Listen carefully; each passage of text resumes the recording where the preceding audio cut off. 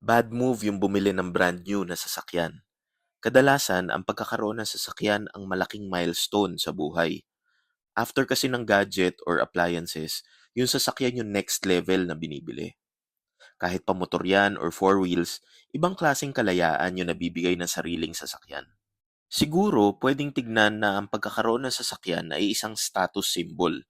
Kaya lang, ang nagiging mali ng maraming tao ay pinipili nilang bumili ng brand new na sasakyan habang nasa simula or gitna pa lang sila ng financial journey nila. Para sa akin, sa ganun sitwasyon, bad move ang pagbili ng brand new na sasakyan. Isa ang sasakyan sa mga pinakamabilis mag-depreciate. Sa loob lang ng isang taon, babagsak na agad ng 20% ang value nito, lalo na kung may bagong model ng lumabas. After 5 years, baka kalahati na lang yung presyo niyan. Tapos, mahal din ang maintenance, insurance, accessories ng bagong sasakyan.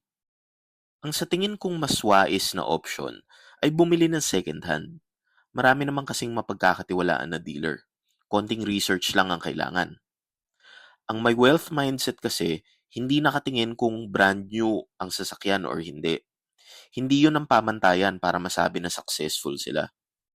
Ikaw, ano sa tingin mo? Agree ka ba o hindi? Ilagay mo sa comments para mabasa natin.